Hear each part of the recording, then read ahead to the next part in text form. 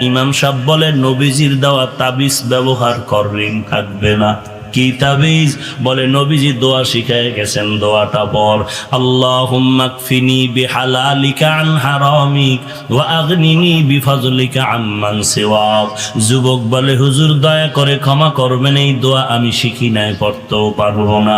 ইমাম সাহেব বলে তো আরো ছোট্ট আকারে একটা তাবিজ আছে নবীর শিখানো, পর ইস্তেগফারের আমল, আস্তাগফিরুল্লাহাল আযীম, আস্তাগফিরুল্লাহাল আযীম, আস্তাগফিরুল্লাহাল আযীম। এই আমলটা চালু রাখ, আল্লাহ কুদরতি ভাবে তোর ঋণ আদায়ের ব্যবস্থা করে দিবে। আর নগদ একটা পরামর্শ নেও, তোমার এখান থেকে বহুদূর একটা জঙ্গলের কিনারায় বড় লোকের বাড়ি আছে, ওই বাড়িতে গিয়া বড় লোকের কাছে যদি হাত বিছাইতে পারো, অল্প যদি দেয়, তুমি অনেক কিছু পেয়ে যাবা, তোমার ঋণ আদায় হবে, সংসারও চলার রাস্তা হবে।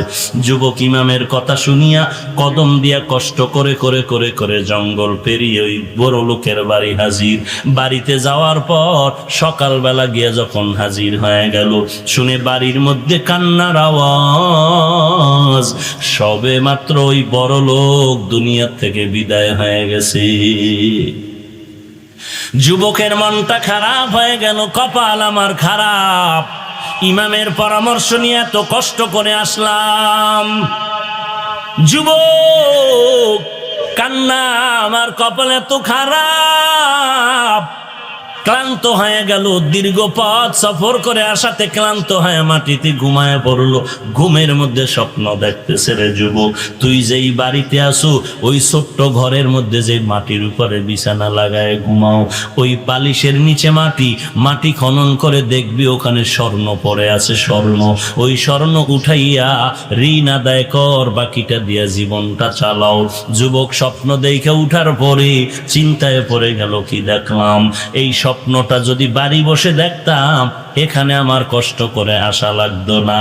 আল্লাহ জানায় দেয়, এক হাতে যেমন তালি বাজে না, বিনা বাতাসে নদীর পানি নড়ে না, বাচ্চা না কানলে মা যেমন দুগ্ধ দেয় না, বান্দা চেষ্টা না করলেও বন্ধ দরওয়াজার তালা খুলে না। हर गोरी देने के तू तैयार है, जो न मांगे उससे तू बेजार है, गर तवक्कुल मी कुनी हर सुबह शाम, मेरा सानाद रिज़्क़े तू अज़ला मकाम।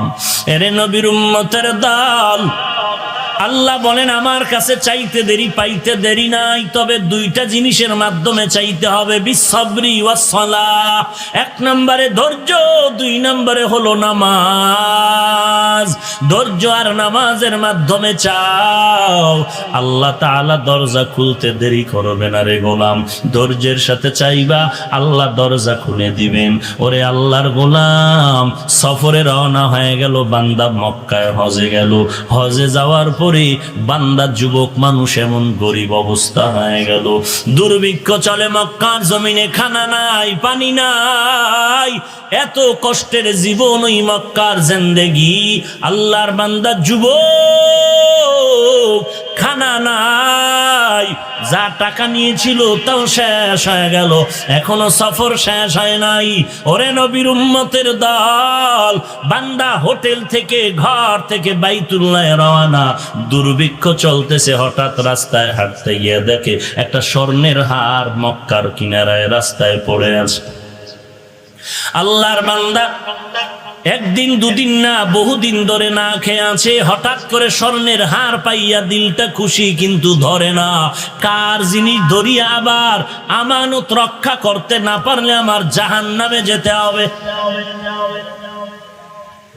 যুবক না ধরিয়া সামনে চলে গেল, আবার ব্যাক করলো, আমি যদি পাই, আমি যদি আমানত রক্ষা করে জায়গা মতো দিতে পারি ভালো হবে, কিন্তু কোনো চোর ডাকাতে পেলে তো নষ্ট করে ফেলবে।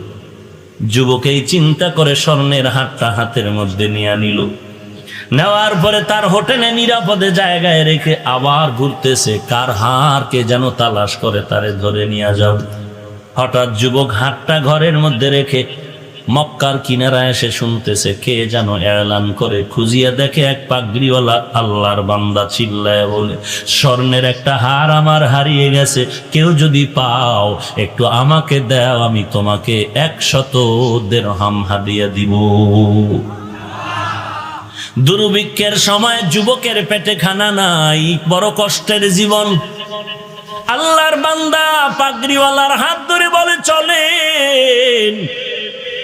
আল্লাহর বান্দা যুবক পাগড়িওয়ালাকে নিয়ে নিজের হোটেলে গিয়ে বলে, এই জিনিসটা আপনার নাকি? বলে হ্যাঁ। কয় নিয়ে যান। যখন নিয়ে হাতের মধ্যে দিয়ে দিল, যুবক দৌড়াইয়া সেজদায় পড়ে কান্না শুরু করলো, আল্লাহ তোমার দেওয়া আমানত আমি রক্ষা করতে পেরেছি, তুমি আমাকে মাফ করে দাও। ওই পাগড়িওয়ালাকায় যুবক দাঁড়াও, আমার ওয়াদা তোমাকে কিছু হাদিয়া দিব। বলে না না, হাদিয়া নেওয়া যাবে না, বিনিময় চাই না, এটা আমার দায়িত্ব, আমি পেয়েছি, আবার যার কাছে পৌঁছায় দাও, এটা আমার দায়িত্ব, এর বিনিময় চাই না। আল্লাহ যদি কিছু দেয় হাসরের ময়দানে চাই। পাগড়িওয়ালা বলে হাদিয়া নেওয়া তো সুন্নাত, হাদিয়া কি নিবা না? বলে সব সময় হাদিয়া নেওয়া চলে না, শুধু রমজান মাস আসলেই যে হাফেজ সাহেবের হাদিয়া দিবেন আর 11 মাস খবর নেবেন না, উদ্দেশ্য ভালো না। সব সময় বান্দা আলেম ওলামা কোরআনওয়ালার হাদিয়া তো শুধু রমজান না, 24 ঘন্টা সেকেন্ডে সেকেন্ডে সেকেন্ডে ইমামের হাদিয়া। ভালো ফল হয়েছে, ভালো ফল প্রথম ইমাম সাহেবকে খাওয়াও, কারণ তার হাত পাক, তার জিহ্বা পাক, তার দোয়া করলে কবুল হয়ে যায়। তোমার স্বার্থে আঘাত লাগলে তুমি ইমামরে ধমক দাও, আর ইমামের স্বার্থে আঘাত, বেতন বাকি, কত মানুষ গালাগালি করে, এরপর ইমাম বরদোয়া করে না। যখন মোনাজাতে হাত তুলে ফেলে আল্লাহর কাছে দোয়া করে, আল্লাহ এলাকারে শান্তি দাও, অসুস্থ রোগী সুস্থ বানাও, যারা ব্যবসা করে বরকত বাড়ায়া দাও, ও আল্লাহ যার মা বাবা কবরে তাদের কবর জান্নাত বানায়া দাও। এরে নবীর উম্মত, এমন মানুষ বারবার গালি দিলা, বেতন দিলা না, তারপরও তোমার মা বাবার জন্য দোয়া করে, এই বান্দারে হাদিয়া দিবা না? বলো কাকে দিবা? এরে নবীর উম্মতের দাল যুবক বলে হাদিয়া নেওয়া যাবে না। দৌড়াইয়া চলে গেল শুকরানা নামাজ আদায় করার জন্য। এরে ভাই চলে গেল, কে কোথায় খবর নাই। পাগড়িওয়ালা কই, যুবক কই, কোনো খবর নাই। যুবকের সফর শেষ, বাড়িতে রওয়ানা, নদী পথে স্টিমারে রওয়ানা। নদীর মাঝে তুফান শুরু হয়ে গেল, এবং তুফান জাহাজ ডুবেছে, অনেক মানুষ মরে গেল। কিন্তু আল্লাহর বান্দা যুবক, আল্লাহর গোলাম, খাঁটি গোলাম, তাকওয়াওয়ালা গোলাম, ওই বান্দা একটা তক্তার উপরে ভাসতেছিল পানির মধ্যে। আল্লাহর কুদরতের দরজা খুলেছে। আল্লাহ কয়, আমার কাছে যারা সাহায্য চাবি ধৈর্য আর নামাজের মাধ্যমে, আমি আল্লাহ ফেরেশতা দিয়া তোরে সাহায্য করব। 3 দিন 4 দিন না খাইয়াও স্বর্ণের হার পাইয়া হাদিয়াও নেয় না। এই বান্দার উপর আল্লাহ খুব বেজার। আল্লাহ বলে, ও সমুদ্রের পানি, বান্দাকে কিনারায় পৌঁছায়া দাও। তক্তা তার ধরে আছে, কিনারায় চলে গেল, আছে না জঙ্গল কিনারায়, চিনে না কোথায় আসলাম। যুবক নদীর সমুদ্রের পারে পারে হাঁটে আর পথ খুঁজতেছে কোথায় যাব। হঠাৎ একটা সরু পথ পেয়ে ওই পথ দিয়া বান্দা রওয়ানা। হেঁটে হেঁটে বহুদূর গিয়া দেখে আল্লাহর একটা ঘর, মসজিদ দেখা যায়। মসজিদের কিনারায় নামাজ পড়ে আর নামাজের পরে বসে বসে কোরআন তেলাওয়াত করে।